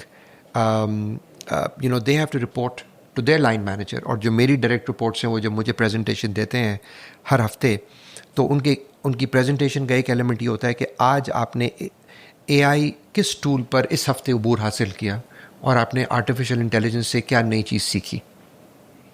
frankly I do it selfishly, because मैं उनसे चीज़ें सीखता हूँ, मैं वो खुद फिर करना शुरू कर देता हूँ, तो उससे कंपनी को बड़ा फ़ायदा होता है, उनकी प्रोफेशनल ग्रोथ में बहुत फ़ायदा होता है। As a matter of fact, even I mean today is Tuesday, कल भी मैं जब एयरपोर्ट पे था तो 1.5 घंटा I was on an AI course with our management team. हमने एक AI ट्रेनर को बुलाया हुआ था, who was giving us orientation on all the top AI tools that exist today with examples कि हम कैसे उनको अपनी ज़िंदगी में इनकॉर्पोरेट कर सकते हैं।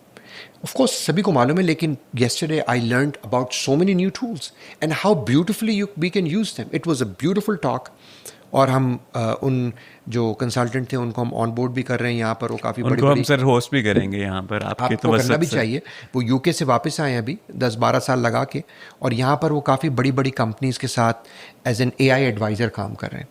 तो अल्लाह ताला ने, हालांकि अभी तो हम बहुत एक छोटी सी कंपनी है, लेकिन हमारे चूँकि ड्रीम्स बहुत बड़े हैं, एस्ट्रोनॉमिकल ड्रीम्स हैं, तो हम begin with the and in mind में सारी वो काम कर रहे होते हैं जो आज पाकिस्तान की टॉप ऑर्गेनाइजेशंस कर रही हैं, बल्कि उससे भी कुछ ज़्यादा ही करने की कोशिश करते हैं, बिकॉज ड्रीम्स आर एस्ट्रोनॉमिकल अल्हम्दुलिल्लाह। तो हमने उनको इंगेज भी करने जा रहे हैं हम on a full time basis. But the point I was trying to make was कि जी मैं सबको ये बोलता हूँ कि विद इन 1 ईयर अगर आपने एआई पे उबूर हासिल नहीं किया तो एआई आपकी जॉब रिप्लेस नहीं करेगा, मगर जिसने उबूर हासिल किया एआई वो ज़रूर कर लेगा, वो 100% आपकी जॉब को। As a matter of fact there are couple of people that have recently laid off. I didn't want to, but I had to. I laid them off because they were not embracing the AI technology at the pace that is required to achieve our astronomical dreams. फिर मैंने अर्ज़ किया, उनको शायद लग रहा होगा कि वो AI को embrace कर रहे हैं, लेकिन जिस पेस पे हमें AI को embrace करना है और टेक्नोलॉजी को embrace करना है और अडॉप्ट करना है, उस स्पेस पे चूँकि वो काम नहीं कर रहे थे तो हमें उनको माजरत करके उनको घर भेजना पड़ा। सर आप फिटनेस इंडस्ट्री में हैं और फिटनेस इंडस्ट्री में आप टेक को कैसे प्ले में ला रहे हैं? टेक कितना जुड़ा हुआ है आपकी इंडस्ट्री के साथ, और ये फिटनेस इंडस्ट्री को किस तरह से रेवोल्यूशनाइज करने जा रहा है? हेल्थ एंड फिटनेस एसोसिएशन जो है वो हमारी इंडस्ट्री का सबसे बड़ा फोरम है। हमारी जो fitness industry today is about close to $500 billion industry, और जो वेलनेस इंडस्ट्री है that is close to $7 trillion industry. तो जो इस इंडस्ट्री के ऊपर जो सबसे बड़ा जो एक ट्रेड फोरम है उसका नाम है health and fitness association. HFA सारी दुनिया में बहुत बड़ी बड़ी कॉन्फ्रेंसेस करता है, educational conferences, conventions, exhibitions etcetera etcetera. मुझे साल याद नहीं 2016 था कि 2015। I went first time to the HFA exhibition, HFA annual conference in San Diego, which happens to be the biggest one. उसमें कोई 10-15 हज़ार लोग आते हैं। जब वहाँ से वापस आया तो उस वक्त मैं CFO था कंपनी का। तो मेरे CEO ने मुझसे पूछा, जो सऊदी फाउंडर भी हैं, उन्होंने मुझसे पूछा, हाउ वाज द कॉन्फ्रेंस? तो मैंने उसको बोला कि फहद, मुझे समझ में नहीं आ रहा कि whether I went to a fitness conference और I went to a technology conference. अब ये बात हो रही 10 साल पहले की, 9 साल पहले की।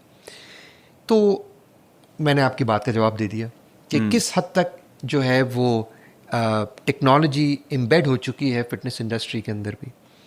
आज कुदरत करना ही हुआ कि वो कन्वेंशन जहाँ I was one of the 15,000 people, आज जो उस ट्रेड फोरम के जो 12 बोर्ड मेंबर्स हैं उनमें से मैं एक बोर्ड मेंबर भी हूँ।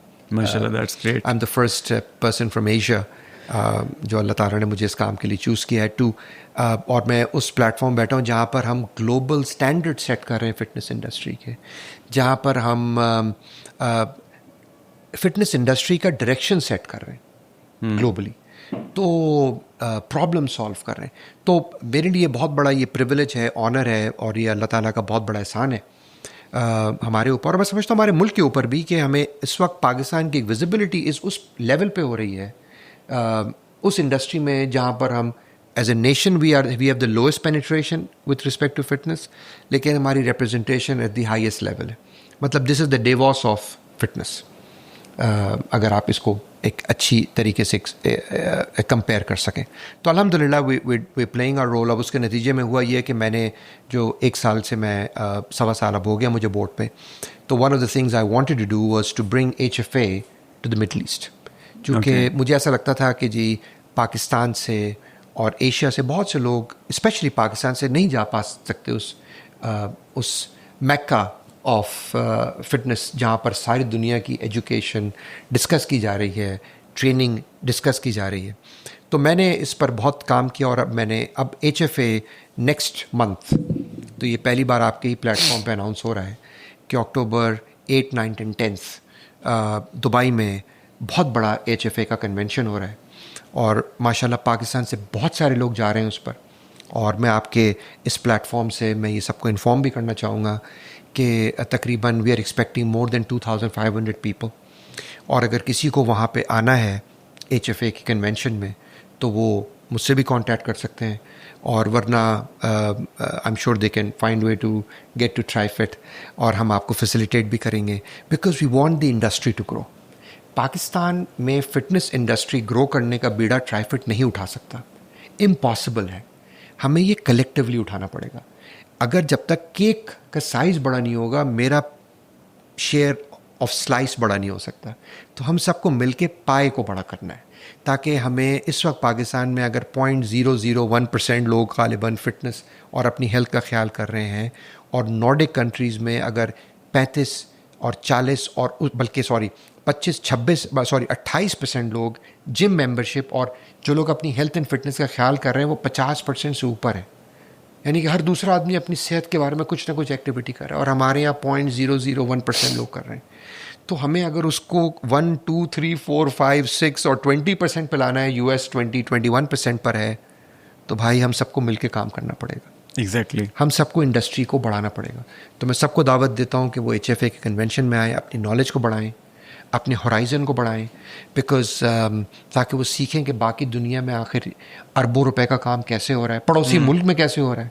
One of the fastest growing countries is one of our neighbouring countries. तो हमें हर उस मुल्क से सीखना चाहिए जहाँ पर बड़ा काम हो रहा है। Sir, to share few examples, Trifit technology को किस तरह से यूज़ कर रहा है अपने स्टूडियोज़ में या अपने बिजनेस में? देखिए, हम तो पता नहीं, everything is for us is technology driven. I repeat, everything for us is technology driven. लेकिन अगर मैं बहुत मोटी मोटी बातें कर दूं आपसे, तो हमारी 2 ऐप्स हैं।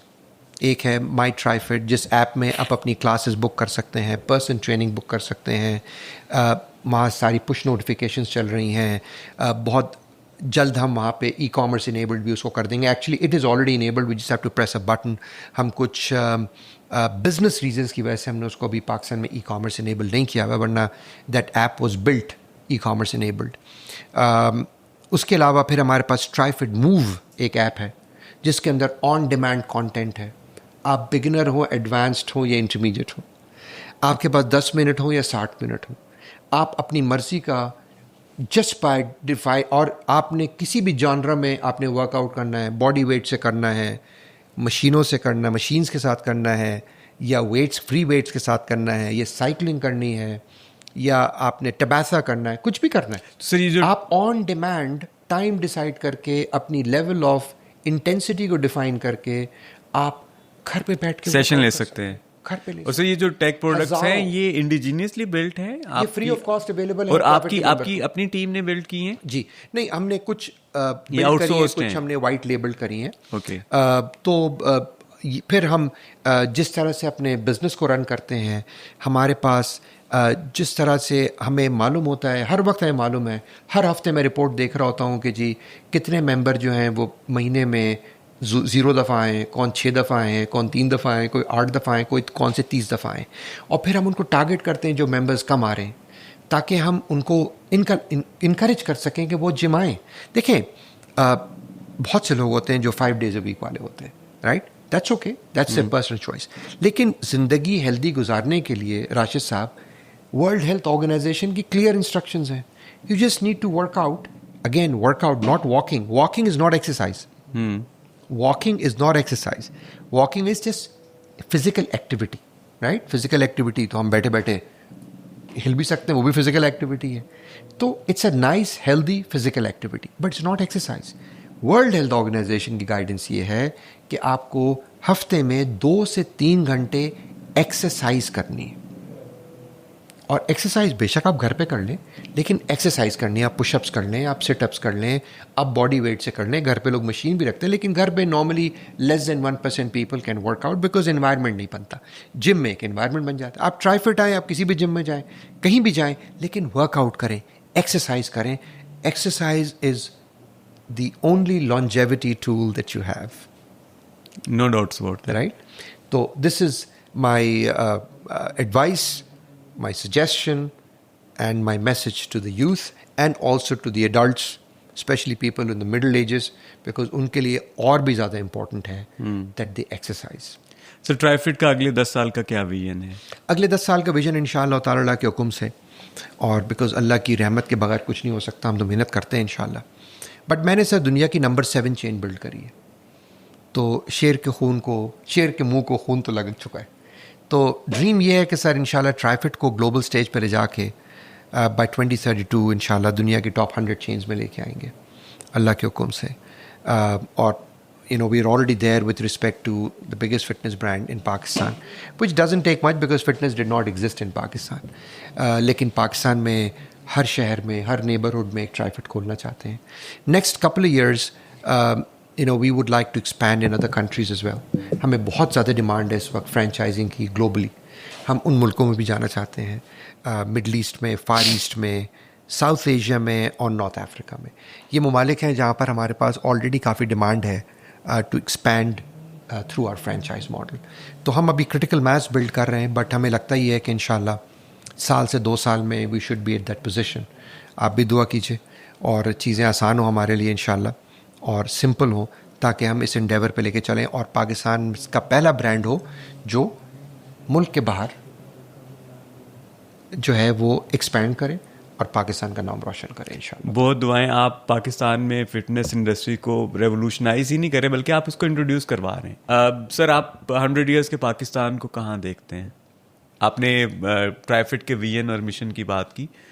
पाकिस्तान को आप 100 साल का जब हो जाएगा तो कहाँ देखते हैं? 2047 में? मुझे नहीं पता 100 साल में कहूँगा, बिकॉज मेरा विजन 2047 है. बिकॉज पाकिस्तान मैं 2047 ही की बात करूँ. जब पाकिस्तान 100 साल का हो जाएगा तो आप कहाँ देखते हैं पाकिस्तान? देखिए, I am a born optimist. I am unable to see adversity as a road block. मुझे जब भी कोई एडवर्सिटी नज़र आती है, कोई चैलेंज नज़र आता है, तो I get fired up, because for me that is an opportunity. I am a firm believer, because Quran में अल्लाह का वादा है. तो जब अल्लाह का वादा है तो अल्लाह का वादा है, तो आपको तो एडवर्सिटी ढूंढनी है, बिकॉज वहीं पर ही अपॉर्चुनिटी है. तो सर मैं 2047 में के बारे में बहुत ही ऑप्टिमिस्टिक हूँ. और मैं इसलिए ऑप्टिमिस्टिक हूँ बिकॉज आई फर्मली बिलीव कि मुझ जैसे लोग जो गले फाड़ फाड़ के चीख रहे हैं इस वक्त कि हमें अपनी जो लेबर फोर्स है उसको वर्क एथिक्स पे लेके आना है, चाहे वो स्किल्ड लेबर हो, चाहे वो अनस्किल्ड लेबर हो या सेमी स्किल्ड लेबर हो. हमें तीनों जो कैटेगरीज़ हैं उन तीनों कैटेगरीज़ में हमें वर्क एथिक्स को बिल्ड करना है, साथ साथ एथिक्स की ट्रेनिंग भी देनी है. तो हम ग्लोबली रेलेवेंट हो जाएंगे. और जिस दिन हम ग्लोबल रेलेवेंस के सफ़र पे हमने एम्बार्क कर लिया, अच्छा इसका कोई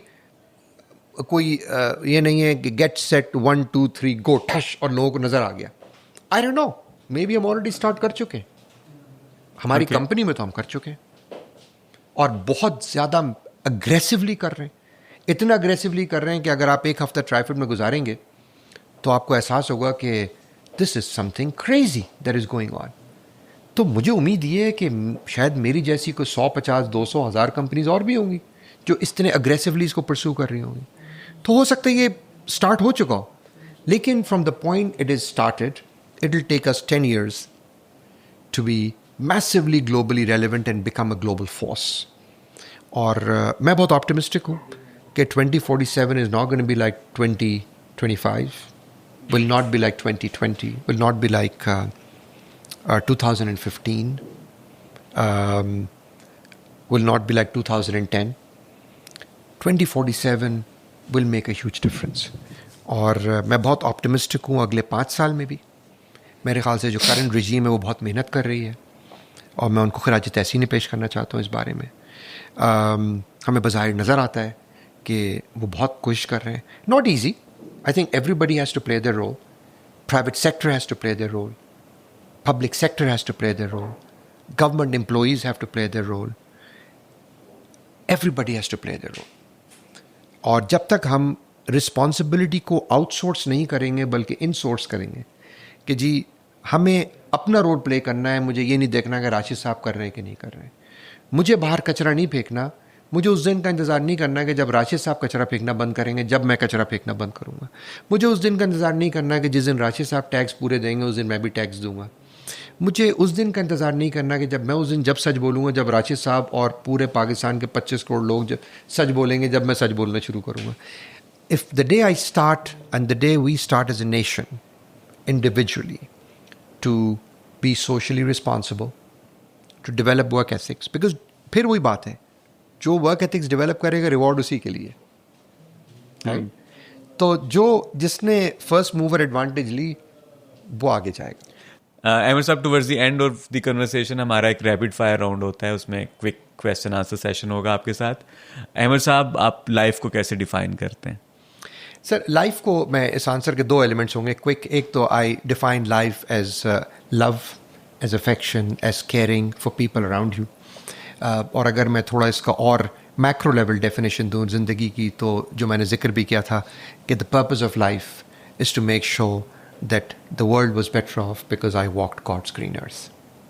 ओके, मकसद हयात भी मेरे ख्याल में आपने इसमें शामिल कर दिया. अगर अलग से डिफाइन करना चाहें तो पर्पस ऑफ लाइफ क्या है, जो आप समझते हैं कि एक जनरल पर्पस ऑफ लाइफ है? वही आपने लाइफ चूँकि पूछा था तो मैंने उसके अंदर पर्पस भी डिफाइन कर दिया, that the world has to be a better place because I lived God's green earth. I think ये मैंट्रा हर इंसान का ये मिशन होना चाहिए, मकसद हयात होना चाहिए. How do you define happiness? खुशी क्या है? For me, happiness is spending time with my children, with my parents, with my mother, who's alive, mashallah, with my wife, with my friends. But for somebody like me who's very driven, मेरे लिए जो true happiness, in addition to these elements of happiness, comes from a sense of achievement in the pursuit of achieving something. Ahmad साहब, अपनी पसंदीदा 3 किताबों के नाम बता दीजिए. I know you are an avid reader. जी, पहले बहुत किताबें पढ़ता था, अब मैं इतनी नहीं पढ़ पाता हूँ जो कि मुझे पढ़नी चाहिए, लेकिन मैं कंटेंट फिर भी बहुत ज़्यादा कंज्यूम करता हूँ ऑफ पर्सनल डेवलपमेंट. मेरी जो ऑल टाइम फेवरेट बुक्स हैं उनमें से एक किताब है जिसका नाम है magic of thinking big. Okay. एक किताब है जो मुझे ऐसा लगता है कि मेरी ज़िंदगी के ऊपर उसकी काफ़ी एप्लीकेशन है, उसका नाम है द गो गेटर. ओके. और एक किताब जो मैं सबको रेकमेंड भी करता हूँ पढ़ने के लिए, उसका नाम है Who Moved My Cheese. मैंने जानबूझ के वो 3 किताबों का नाम लिया है जो बहुत सिंपल टू रीड हैं, वरना तो और 10 किताबों के नाम लिए जा सकते हैं जो ज़रा बहुत उसमें एक इन्वॉल्वमेंट चाहिए. बट ये 3 किताबें मैं समझता हूँ हर इंसान को पढ़नी चाहिए. Thank you so very much Ahmed साहब, आपके वक्त का बहुत शुक्रिया. Towards the end of the podcast अगर कोई पैगाम देना चाहें आप तो? मैं पैगाम एक ज़रूर देना चाहूँगा, बल्कि शायद मैं 2 पैगाम देना चाहूँगा. एक पैगाम तो देना मैं चाहूँगा कि it's a personal responsibility that all of us must take care of our health, जिस पर हम काफ़ी बात भी कर चुके हैं. It is not a joke, it is not a fashion statement, it's not a fad, it's right now the ultimate responsibility. Because जिस मुल्क में हम रह रहे हैं अनफॉर्चुनेटली हमारे पास हेल्थ केयर तो एग्जिस्ट नहीं करती. तो आपको अपनी सेहत का ख़ुद ख्याल रखना है, और प्रिवेंशन इज़ वेरी इंपॉर्टेंट. आपके मुंह में क्या जा रहा है उसका बहुत ख्याल रखें, यानी कि अपनी सेहत का ख्याल रखें, अपनी डाइट का ख्याल रखें. बेकरी आइटम्स हैं, शुगर है, प्लीज़ कंज्यूम ना करें, ये आपके लिए बहुत बहुत तकलीफ दें. वंस इन अ वाइल खाने में कोई हर्ज नहीं है. मैं अगर एक रिलैक्स्ड इन्वायरमेंट में बात करूं, हालांकि मैं कोशिश करूंगा मैं वो भी ना खाऊं. शुगर मैं नहीं कंज्यूम करता, आज से नहीं 20-25 साल से नहीं करता, लेकिन again it's a personal choice. दूसरा, वक्त पे सोना बहुत इंपॉर्टेंट है, मैं अपने आप को भी बता रहा हूँ. और तीसरा, at least exercise 2 to 3 times a week. तो ये मैं एक स्टेटमेंट है. दूसरी जो अगर मैं अपने अवाम को एक मैसेज देना चाहूँगा वो ये कि मैं कुरान चूँकि ट्रांसलेशन से मैंने पढ़ा हुआ है, तो मुझे कभी कभी डाउट होता है कि चूँकि जो कुरान की जो सबसे जो डीपेस्ट लेवल है, जो आखिरी लेवल है, उसमें जो हैं वो काफिर नहीं होंगे, उसमें मुनाफिकीन होंगे. मुनाफिक वो इंसान होता है जो अपनी ज़बान का पास नहीं रख पाता. तो मेरा सबको मशवरा ये है कि हमें मुनाफिक होने से अल्लाह बचाए. मुनाफिक होने के लिए अल्लाह पे ईमान है और ना, दोनों सूरतों में इंसान मुनाफिक हो सकता है. तो इंसान मुनाफिकत से बचाए, जिसको अंग्रेज़ी में हिपोक्रेसी बोलते हैं. झूठ उसका एक एलिमेंट है, दोगलापन उसका एक एलिमेंट है, जो अनफॉर्चुनेटली आज हमारी सोसाइटी का हिस्सा बन चुका है. और अल्लाह ने कुरान में साफ साफ लिखा है कि कुरान की जो पिट है उसमें मुनाफिकीन रहेंगे. दोज़ख की जो सॉरी मैंने क्या बोला, दोज़ख की जो आखिरी पिट है, वहाँ पर मुनाफिकीन रहेंगे। अल्लाह ताला हम सबको मुनाफ़क़त से बचाए, ये मेरी अपने लिए भी दुआ है और सबके लिए दुआ है। अहमद साहब बहुत शुक्रिया once again, thank you so very much for your time. इंशाल्लाह आपके साथ हम दोबारा भी नशिस्त रखेंगे। आपके वक्त का बहुत शुक्रिया। थैंक यू वेरी मच, बहुत शुक्रिया आपके इन्विटेशन का। आप देख रहे थे पॉडकास्ट लिव विद पर्पस। मैं हूं आपका मेज़बान राशिद महमूद। आज की कन्वर्सेशन कैसी लगी आप कमेंट सेक्शन में हमें ज़रूर बताइए। अगर कोई सवाल आप अहमद साहब से करना चाहते हैं तो आप कमेंट सेक्शन में पूछ सकते हैं। अगले शोज़ में आप किन मेहमानों को देखना चाहेंगे आप सजेशंस दे सकते हैं। और अगर कंटेंट आपको वैल्यूएबल लग रहा है तो ज़रूर सब्सक्राइब कीजिए, it helps us a lot. Thank you so very much. अल्लाह हाफिज़।